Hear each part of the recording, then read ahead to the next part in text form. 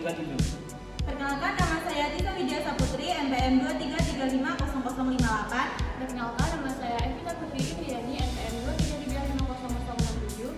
Saya Sinta Rahmawati, NPM 23350103. Perkenalkan, nama saya Duno Tulinaro, NPM 23350097. Di sini kami akan menjelaskan materi tentang strategi pembelajaran IPS SD. Are you ready, kids? Aye, aye, Captain! I can't hear you! Aye, aye, Captain! Oh!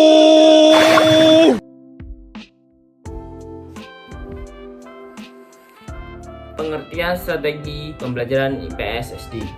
Strategi adalah suatu pola yang direncanakan dan ditentukan secara sadar dalam melaksanakan kegiatan atau tindakan strategi, meliputi tujuan kegiatan, peserta kegiatan, isi kegiatan, proses kegiatan, dan sarana pendukung kegiatan.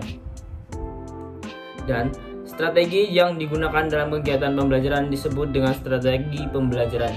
Sedangkan pembelajaran sendiri memiliki arti sebagai upaya atau usaha pendidik untuk membantu peserta didik dalam melaksanakan kegiatan belajar. Jadi dapat diartikan strategi pembelajaran adalah suatu rencana tindakan yang melibatkan penggunaan metode pembelajaran dan penggunaan berbagai sumber atau kekuatan.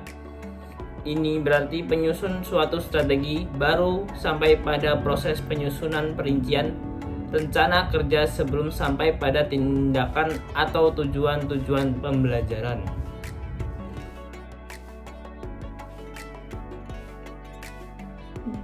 Dilansir dari Direktorat Tenaga Pendidik dan Dirjen PMPTK Kementerian Pendidikan dan Kebudayaan, mengakui bahwa tujuan tersebut tercapai jika program IPS di sekolah diselenggarakan dengan baik. Perincian rumusan tujuan tersebut diantaranya 1. Sadar dan peduli terhadap masyarakat atau lingkungan hidup. 2. Mengetahui dan memahami konsep dasar serta mampu menggunakan metode yang diadaptasikan dari ilmu-ilmu sosial yang nantinya dapat digunakan untuk menyelesaikan permasalahan sosial. 3. Mampu menggunakan model-model dan proses berpikir serta mengambil keputusan untuk memecahkan sebuah isu. 4. Mampu melakukan analisa kritis dan kemudian mengambil tindakan yang tepat. 5. Mampu mengembangkan berbagai potensi. 6. Fasilitator dalam lingkungan yang terbuka dan tidak menghakimi. 7. Menekankan perasaan emosi serta sejauh mana mereka dapat menerima atau menolak materi IPS yang diberikan. Adapun tujuan lain dari strategi ini adalah untuk tercapainya tujuan yang telah ditentukan, meningkatkan kemampuan kognitif siswa, membangun kegiatan belajar mengajar yang efektif, mengoptimalkan pembelajaran pada aspek afektif.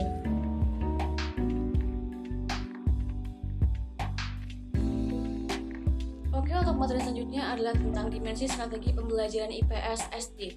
Dimensi dalam pembelajaran IPS itu dikelompokkan dalam 4 kajian, yaitu geografi, ekonomi, sejarah, dan juga sosiologi melalui pendekatan tema.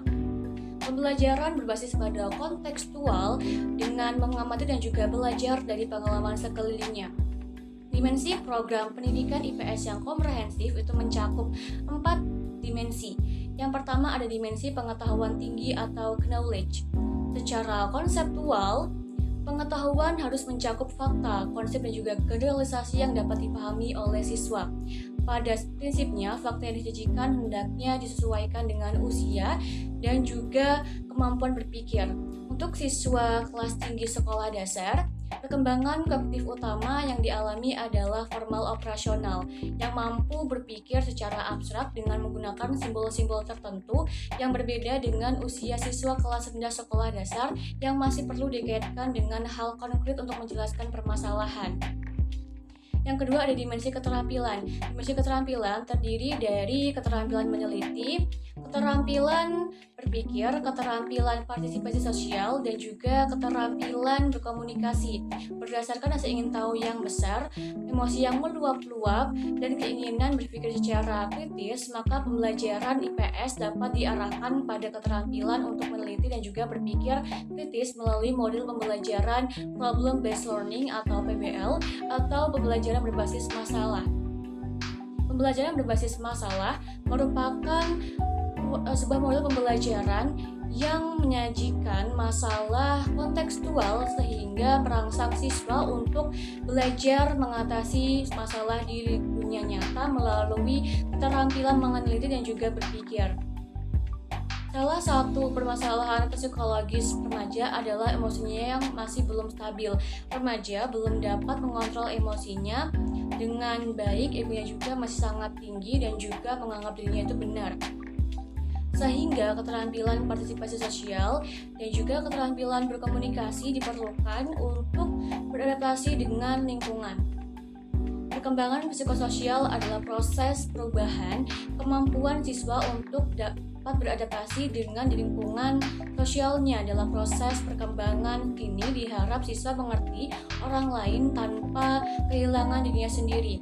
Keterampilan tersebut mutlak dimiliki oleh siswa untuk cakap dan juga arif dalam menjalankan perannya sebagai makhluk sosial.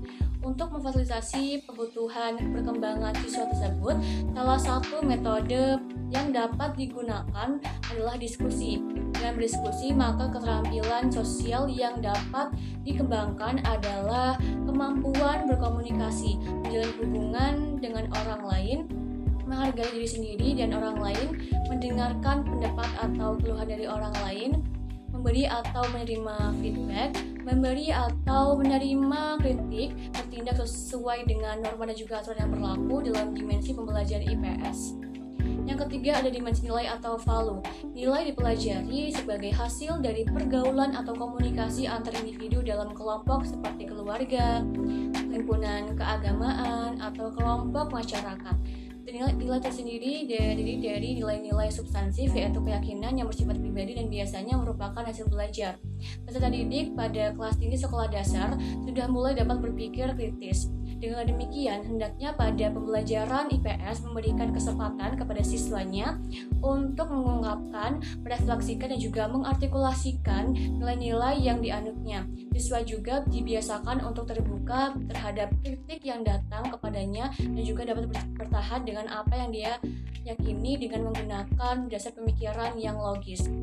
Yang keempat ada dimensi tindakan.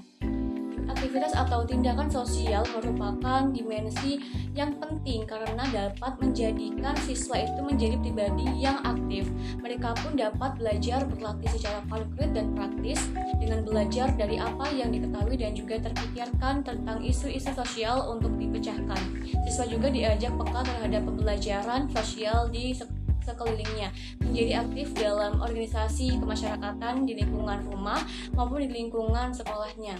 Hal ini dapat mewadahi kebutuhan akan aktualisasi diri, keinginan bersosialisasi, dan juga merangsang kecakapan sosial.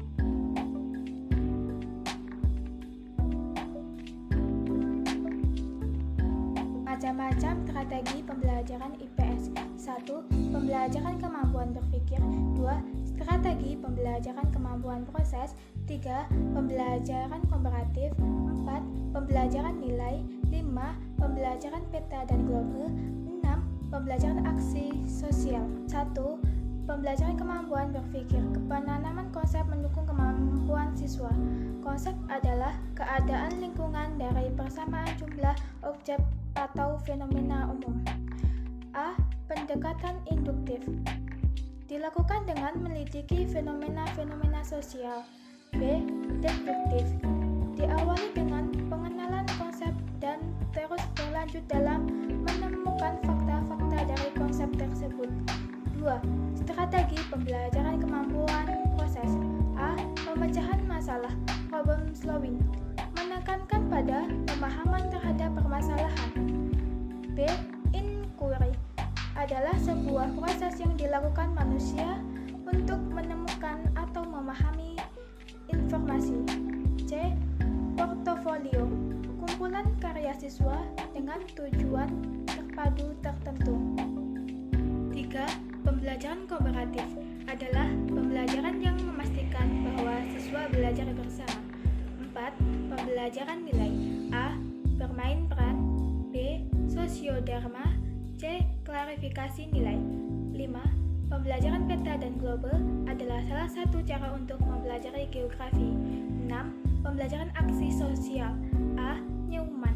suatu pada kegiatan belajar siswa di dalam atau di dalam kelompok. B. Nasution, metode pendidikan yang membantu siswa mengembangkan keterampilan sosial.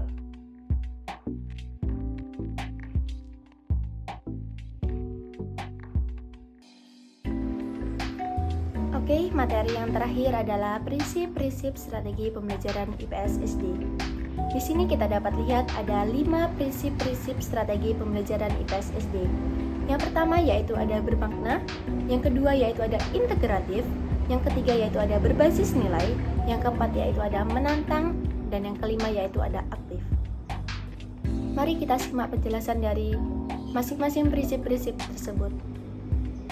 Yang pertama yaitu ada bermakna atau meaningful.